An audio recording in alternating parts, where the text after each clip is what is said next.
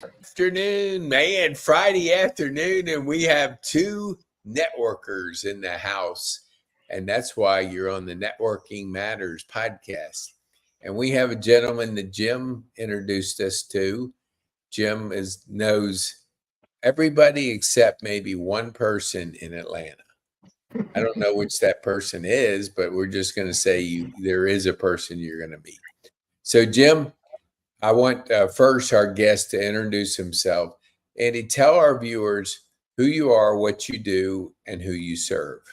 Sure. Well, my name is Andy Wilson. I work for Solvo Global, and essentially what we do is help companies here in the U.S. that are looking to outsource talent to anywhere but here. Honestly, we're in about 13 to 20 different countries with about 30 different offices where we find top tier talent to work remotely for about 60% cheaper.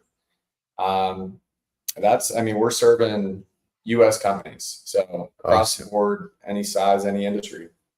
What would you, and Jim, would you introduce yourself to our viewers that don't know you? The one person. Yeah, well, you just said everybody. You just said. I'm going to assume there's one person out there that needs to hear your introduction, and maybe outside of Atlanta, right? Yes, that's true. Yes. All right, so there's my name up there, Jim Raps. I own and operate with my daughter Ridley Commercial Cleaning. We clean the commercial space. It's really that simple. Not that the work is simple, but we clean the commercial space. And as I oftentimes will say, every commercial space you drive by, excuse me, everywhere in this country and probably in the world, well, maybe not. Andy would know more about the other parts of the world than I would. Somebody is cleaning that space. Yes. Okay? Somebody's cleaning it. They're either doing it in-house or they're hiring somebody to clean it. Mm-hmm. And so what I ask for is that even if they're not looking to make a change right now, I still like that referral. That's a great referral to get me in there. I give a no obligation estimate quote. And then someday down the road, who knows? So that's what we do. We clean buildings. And I want our viewers to kind of understand before we get Andy on the asking a few questions and started. When you call Jim, you're calling a person that not only knows the commercial cleaning space and has 40 plus years, you have a person, and that's why we're on the Networking Matters. He's been involved in intentional networking with an organization called BNI for 11 years, Jim? Yeah, 11 years. 11 years. So just for our viewers, and I'm really surprised when all of a sudden a guest comes on and I mention BNI and they go, what's that? And I'm going, dang, there's people that don't know of it, but it's called Business Networking International. And the concept and why I was wanting our viewers to hear this, Jim's been involved and his family's involved in various chapters because the relationships you build and when you call Jim, you can call Jim and say, hey, do you know a good plumber? Do you know you can find a trusted person to steer you to the right resources. And it's so important today because AI is kicking in and you don't know who you're getting if you're searching cold traffic because it's so hard to distinguish. It's getting harder too. So you want trusted people like Jim to be your go-to person, not just for commercial cleaning, but for other resources that you need in the business community. Okay, so that's my 15-second, emphasis for people to understand why Jim is on here this day. So Andy, we're in a global economy, and we have local businesses, and let's just say Jim. Okay, so he does all his business here. Why would a person that has a local business, why do they need to think globally?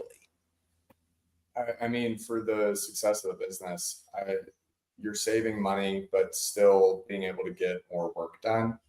I'll give you an example because I think stories speak a little bit more volume than me just speaking broadly. Mm-hmm. We worked with an IT firm that was about 10 employees all here in the US, and they were on the decline. They were in the red, probably going to go out of business. And we had a sales rep call him about 6 months prior when he was doing fine. And he called him back 6 months later, and he urgently hired 2 people through us down in Latin America. And with that, he was saving about, call it 30, 35 grand per employee, which again, production is increasing, saving costs on the bottom line.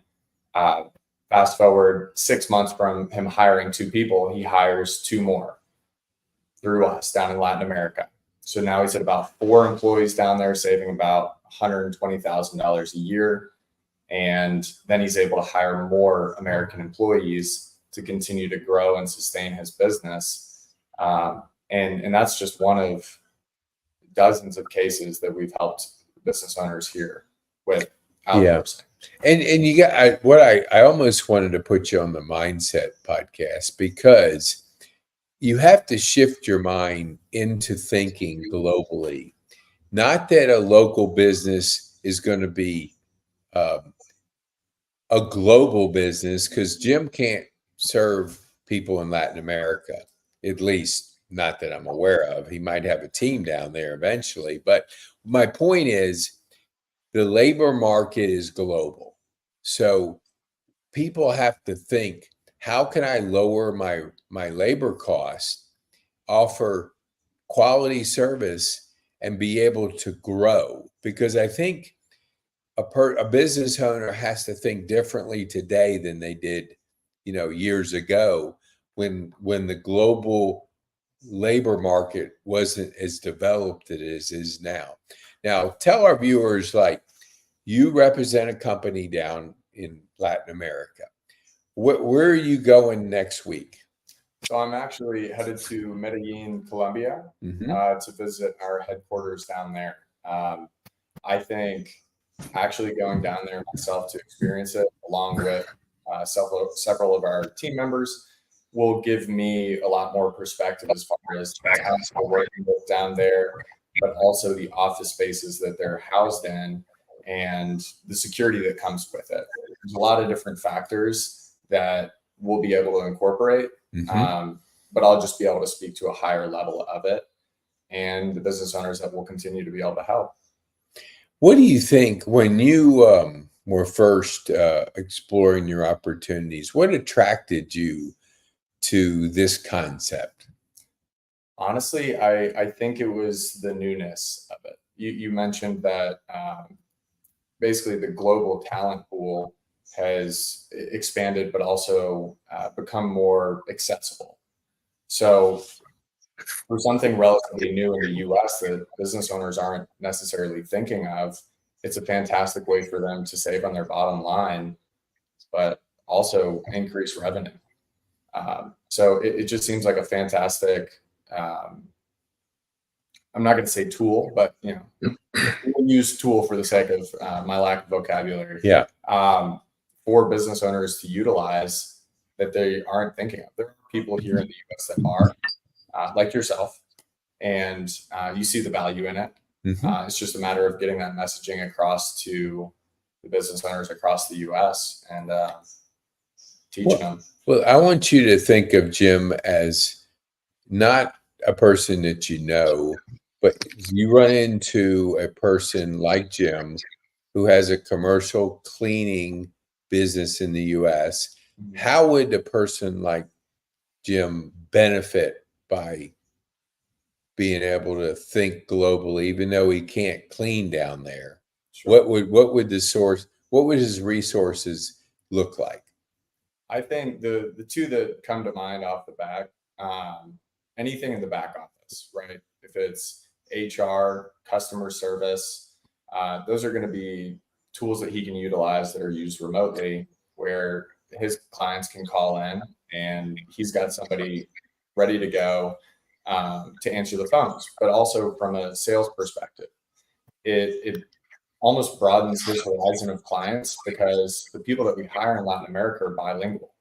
That's going to then give Jim the tools to maybe attack the Hispanic market here in the US, the Hispanic business owners. And I swear I heard the statistic last week. I forget the numbers, but um, the Hispanic business owner population is growing more rapidly than any other demographic here in the US.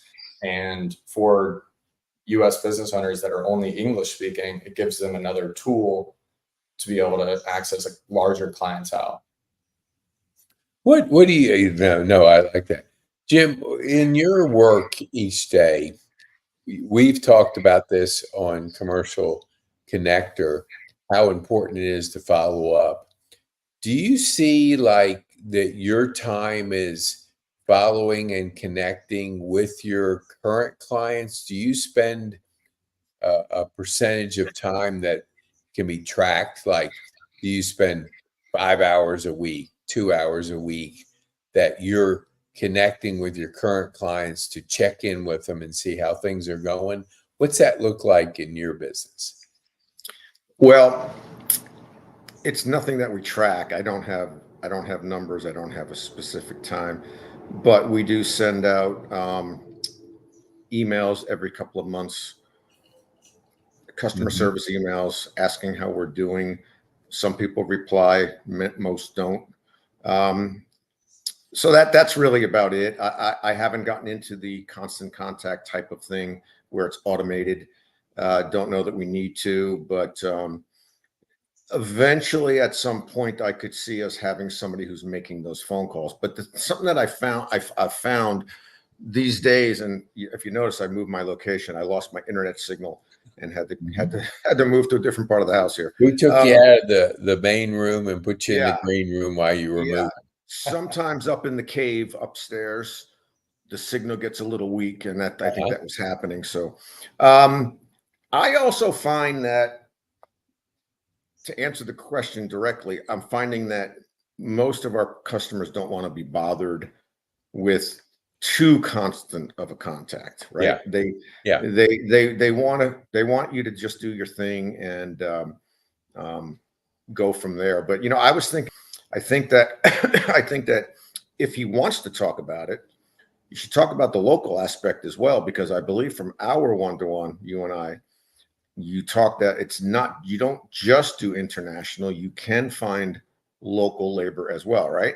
And then another thing that I was thinking about when you were talking was that one of the benefits to a company outsourcing that labor that they can outsource in another country, other countries like Latin America, is not only the cost savings, which is huge, that is huge, but it also allows them to then grow their company and maintain a smaller facility here in the US. So example would be, if I needed 2 people that could be outsourced, I don't have to worry about what office space I'm putting them in, right? So that also lowers the overhead cost for that, let's say, American company. Yeah. I think that's a good benefit as well.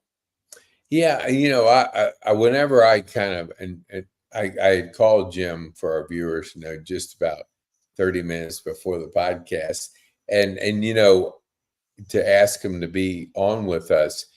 And then once I got to talking with Andy and the thought of really, I know Jim and I agree with this, that the personal touches of today are more important than they ever were. Picking up the phone, talking on the phone, is as opposed to texting and emailing everybody. What do you think, Jim? Like, and I don't want our viewers don't have to know this, but let's just say you have 100 clients and you're in there cleaning, and Andy's company can check in every other month physically with a phone call. Because I know my challenge with the Philippines is their English is, they're not comfortable with more than maybe a conversation. But I'm guessing, because I know people from Colombia, they're very good. They speak excellent English. Actually, with the accent, it's sexy as heck. I mean, I mean, that's just a guy talking, but I just love people with an accent. So my thought is, and I want Andy to comment, do you see companies like Jim is big on customer service? And he emphasized that in everything he does. He calls people back. He gets the quotes out to them in 24 hours. He does things that most people, they just don't do. And that's been a big part of his uniqueness, is that old-fashioned customer service. So let's say Jim has 100 clients and you're checking in every other month. Would that be a service that you guys would provide? Is somebody gets on the telephone, goes, Jim, let's just say Jim's a Jim, I just wanted to check. I'm from Ridley, and we want to see how we're doing, if there's anything we can do better. Is that something that you guys would provide? Are you asking Andy I'm this? asking Andy on this. Well, if I could jump in, and then yeah, you definitely jump in. Let me, if I could interrupt, I should say. I think the answer to that is no. What he does is find us the labor that we then manage that labor, and we have those people work for us remotely from where they are in Latin America that would do what you just said, right? To make those customer service calls, but he doesn't actually provide them. He just connects us with the labor, and then they're our employee. Am I correct? So let me y'all throwing a lot of things at me to kind of talk. You sneezed, so it must have been pretty good. Yeah, go ahead. My brain juice is flowing. So one, yes, that's just to kind of explain a little bit more about how we find the talent. Essentially, I'll meet with a business owner here in the U.S. and, if they're looking to hire somebody through us, we'll do an onboarding call where we talk through the job description and everything that they need as far as soft skills, hard skills.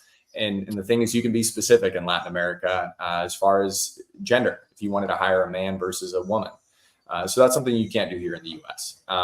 But that's just one point of it. But we have a team of about 400 recruiters, just shy of that, that will actively go search for that candidate and then send our client multiple candidates to choose from. They can then conduct an interview, and they will eventually hire that person full time, even though we're the employer of record, which really just it makes it easier for the employers here as far as like risk.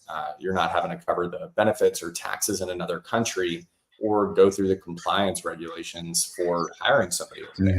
So we make it as easy as possible.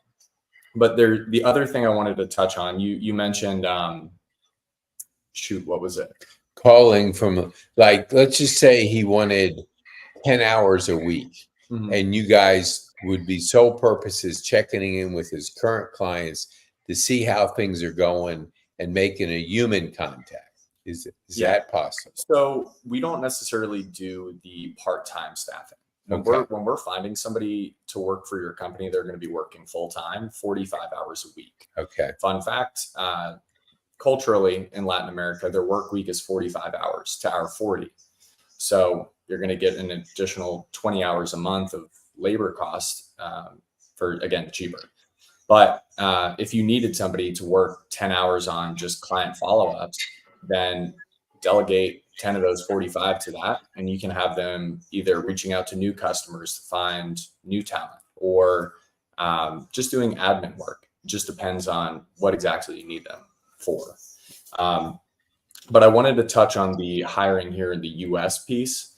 Actually, sorry, let me backtrack. You talked about keeping a smaller office, right? If you hire a couple of remote workers through us, you don't have to find the office space for those new hires. I just want to give an example of a company that we work with. It's a home healthcare franchise, and the only employees here in the US are the nurses and the owner. And for home healthcare nurses, they don't need an office. So there's no office space, so no overhead on that side. They're 1099 employees, so they're taking care of their own benefits, taxes, etc. But then they have an entire team of recruiters to find more nurses through us, and then schedulers to figure out where those nurses are going. If they have certain allergies, what houses they can't go to. They get very specific. Accounts receivable, accounts payable, and then if clients aren't paying, collections. And then to continue to scale the business further, marketing. So they've got all of that back office through us, where they're saving, again, about 60% on average, and they don't have any office costs like, rent, utilities, any of that. So just so our viewers can get a handle, I like what you explained. So does a person like Jim have multiple responsibilities that are taken off the company's plate and put on you guys? So if 10 hours of follow up with clients is all he needs, would you're saying like you can put the balance in other things? So Jim would say, well, I want to lower my labor in this area, this area, and this area. And then what happens? That this person is covering all those services and is accountable to who? So, and this is where we would, in that onboarding call, kind of take a deeper dive into what you want that employee to be doing. If if you know ahead of time that they're just going to be doing 10 hours of follow-up calls, then we're going to put that in the job description when we're looking for that candidate. And then the other tasks that you can delegate those other 35 hours to, we would want to know. Because again, just like you would hire here in the US, Right. you put a job posting on ZipRecruiter or Indeed, the people that are going to be applying want to know what they're doing. So let's say it's 10 hours of client follow-ups, 15 hours of admin work, and then 20 hours of searching for new clients. Put that all in the job description. We'll find somebody that's capable of doing all of that. Who's responsible? Who's the accountability partner? Is it Jim or you guys? It's going to be Jim. Jim. So we bring the candidate to the table. You hire them just like you would here in the US, and you would train them just like you would here in the US. We'll find people with the background and the skills that you're looking for. So that way they're not coming in blind to, like, let's say you wanted a sales rep, but you're finding people in HR. It's not the goal. We're trying to find people who have sales experience to do that. Right. Would you, Jim, I mean, this is just feedback from how you have your structure of your business. I know I'm using AI more and more for just basic outlines of operation procedures, summarizing things. Everything this is the way I feel.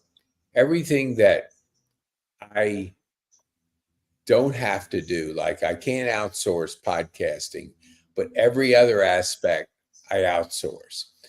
Are there things that Melissa and you do that might fall into the category of saying, nobody can replace Jim, nobody can replace Melissa per se in what she brings to Ridley, but what else is in that outside of that immediate can't replace that could be outsourced? Is there things that you can think of, Jim, just as we're brainstorming or on the podcast? Of course. So first of all, I have to speak more from the past on companies that I either worked for or helped build, because Ridley's not of that size at this point. We're a good size company. We're doing very well, but as it grows, because I've been there before, the outbound calls, collections could be one. There could be a combination of many tasks that could be done that way that I would consider at some point when we're ready for that.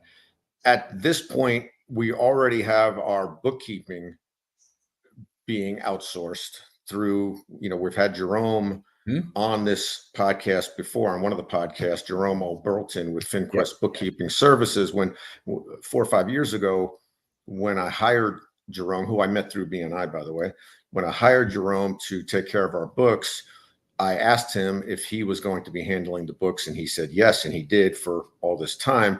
But now he's starting to, as he's growing, he's outsourcing some of these folks too. I think he's got a lady on our books from the Philippines, Chen, and she does a great job. So those types of things definitely can be done outside of our office, outside of our country, no question about it. So yes, I you know what? Service businesses are a little bit different than others in a sense that the majority of what we do has to be done by us here, because I mean, we can't outsource our cleaning. Yeah, and it's not just and it's not just that. It's like, even like you can do sales from the phone to open that door to maybe get us to go in, perhaps if you wanted to do cold calling, that kind of thing, but you have to physically go into that facility and meet with somebody and ask the right questions and provide a proposal and close the deal. That kind of stuff. And then the cleaning, the delivery of products, delivery of whatever it is. All right, we've got at one of our main accounts tonight in Atlanta. We're doing, I think, about cleaning about 35 chairs and a conference room, carpet, and furniture and all that stuff. You've got to physically be there, but Yeah. absolutely what you guys offer there at Salvo is enormous, and it sounds to me like it's extremely successful as well. And I did have that wrong, by the way, so thank you for correcting me. I forgot that you had told me that we would manage it, but we would be paying you, and you're paying them. So it's kind of a combination there. I thought it was most labor place, whatever you want to call it, companies I've ever talked to, it doesn't work that way. I don't think it works where we tell them what we want, they find that employee for us, and then they're ours. They're on our books. Yeah. So I think yours is a little unique. And yeah, and a lot of times that's where like the risk is kind of cut out for our clients, right? Let's say you're working with a different company and they find you somebody in the Philippines, you have to hire them. You have to pay the taxes, whatever that looks like in that country, and the benefits, all that falls on you, where we just make it as easy as possible. And one other thing, I was actually talking with a client about this morning, with, let's say, a 49 employee company, right? Once you break that 50 employee mark, you're now having to face new compliance challenges, regulations, and all sorts of different hoops that you have to jump through, where let's say you needed to increase revenue, you wanted to continue to grow without having to cross that threshold. You can then hire 15, 20 people down. I mean, not even starting at that number, 2 people, putting you at 51, but you only show 49 employees. So it's another way to kind of keep your business smaller, but still growing, because we're the employer of record. Yeah, and I think that's the creativity that it takes sometimes, is to think completely different about our business as many times as we can, because the market's changing. There's still basic things you have to do, but how do you keep labor competitive? And it's not like what our team in the Philippines is paid well for the Philippines. Now, if we were to hire somebody out of New York City, I mean, we're going to pay top. And it's like, could it be any different? Not really, if it's basic different things. But I think what our businesses owners, and I'm speaking to the viewers really more so, is that we have to always analyze our business and think differently, because competition they're constantly lowering their cost structure so they can increase their value, because the more value you create in the marketplace, the more the marketplace will reward you. And part of that value is saving dollars and being able to put those dollars into other areas of the business to grow that business. So I think I like that, Jim, you're here giving us feedback and talking through, because I had no idea what the structure was before the podcast, but I have a little bit better idea of that. So I want to be respectful for time. And that's, I promised Jim 20, 25 minutes, and we're now clicking into 30. So let's wind it down. Now, we always have to have a commercial break. You think we work for nonprofit? No, we don't. So I want to tell our viewers that we have our comedy night coming up May 22nd. Now, this is adult children dating their senior parents. So calling up mom and dad and say, come on, we're going to have a date tonight. Wednesday night, it's church night in a lot of places. You can go to church, but in this place, you're going to be laughing. So, hey, you might as well, if you have to go to church on Wednesday night, go to a place where you can laugh. And we have 3 comedians. Ken's the big, he's our top comedian. Then we have a senior, Larry Hauser, who's going to be on the podcast with Jim. He's a baseball guy. And then Melissa Sardi, which is a rising star in the Atlanta comedy ranks. So I want you to pass this around to your friends. So you got Andy in the house, and you got Jim on the house. Anybody can use outsource services. Make sure people know what their options are. Commercial cleaning, you're not going to get anybody better. I mean, this company is a solid family-run business run by old school principles of customer service. He calls you back. He talks to you. He follows up. He does the things that they used to do 50 years ago that some people have kind of forgotten about. So the tickets are $15 a piece. It's actually up today. So buy your tickets, buy 10 of them. Bring your employees, bring your friends.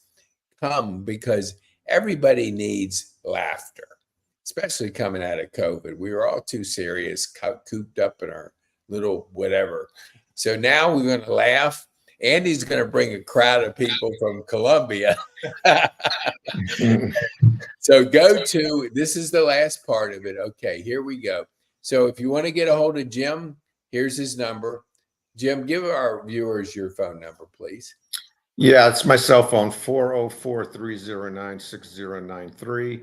I usually answer the phone, but if I can't, leave me a short voicemail or text me, 404-309-6093. I will call you back. And our main guest that Jim recommended that we talk to, and I'm glad he did. Andy, give our viewers your information, how they can get a hold of you. Yeah, so this is my cell phone here on screen, 770-375-8044. But if you want to shoot me an email, just find it at andy.wilson@solvoglobal.com. That's SOLVO global. But call Andy. Pick that phone up and call him. I'd rather talk to you anyway. Yes, exactly. I hate emails. Yeah, look, we get too many emails. So call Andy, get a hold of him. For our viewers, get a hold of Andy. Share this with people. Give them options. You got to have options in business, and you got to be moving fast. We talked about how quickly business is changing, and you need to know you got to have speed because your competitors are going to be thinking that way. And the last little way, how do I get tickets? I know that's what our viewers are thinking. Go to podcasterpetecane.com. It's a link tree. So the first link is going to be how you can get tickets. And if you're a senior facility, my senior facilities that are listening to this, buy 10 tickets. Then give them away. Give them to some of your clients. When you give a ticket of laughter and they have a fun time and they can fellowship, because we have our vendors coming, they're going to have food. You're going to be able to eat, hang out with our vendors, because you want to know your options out there in the marketplace. And we'll have our resource book. And Jim's chapter is going to be in there. So you're going to want to know about Jim Rapps. There's more to Jim Rapps than just his baseball interest in the New York Mets. So I want to thank our viewers for listening. Please share this with your friends. And Andy, thank you for being in the house and coming up from Smyrna. Thanks for having me. Okay, well, last thing, we always give this. What would be the one thing you want our viewers to take home from our time with the podcast? And this is for me? Yes. Yeah, like he said, explore your options. We're definitely a great one out there, but treat me like a business consultant. I would love to just have a conversation because a lot of people don't know what they don't know. And outsourcing is something not a lot of business owners know about. So would love to just talk through it and see if we can help. If not, Jim mentioned we help with hiring here in the US, so we can always pivot that direction. So awesome. Well, Jim, you're going to close us out. What would be the one thing you want our viewers to take home with them today? Well, I think that if you're a business owner, especially a small business owner, it's hard. I mean, a lot of people don't understand how hard it is to be successful in a small business. A lot of people that have never done it, they think it's so easy and we're all rich and we're all having a good time. And yeah, I am having a good time, and I'd rather do this than work for somebody else, but it's hard. If Andy can help you, if you think he can, just talk to him, set up a meeting, call him. see if he can help out your small business. And one thing that I was thinking about as well, if I can add before we sign absolutely. off, is we didn't have much time to talk about BNI this time. Just mentioned it a little bit. Andy, I know you're new at BNI. If you have not filled out your BNI profile yet, you need to do that, because you're one of those businesses that can benefit from that. Example, Richard Clive is a CPA in my group, and he just told us, today's Friday, right? Yeah, just told us yesterday at our meeting that he got a call. I think he said it was from Taiwan. He got a call from Taiwan. A fellow BNI member in Taiwan called him because they have U.S. business interests. They needed a CPA. Okay. Wow. Because he had his profile filled out, they could search him for a U.S. CPA in the area that he was. My business can't benefit a ton from overseas stuff, but certainly in the U.S. So my profile is filled out. If your profile is not filled out yet, nobody overseas, nobody anywhere is going to find you. So I'd look into that. That's a good tip for our viewers to, you want to be in places that people know who you are and what you do. And that's a great way for people to discover you. Absolutely. So, as usual, you're always delivering value. We appreciate that. And thank you for recommending Andy come and talk to our viewers. All right. Andy being here. You both have a good weekend, and thanks so much for being a part of Podcast Pete. You as well. Take care, guys. Okay.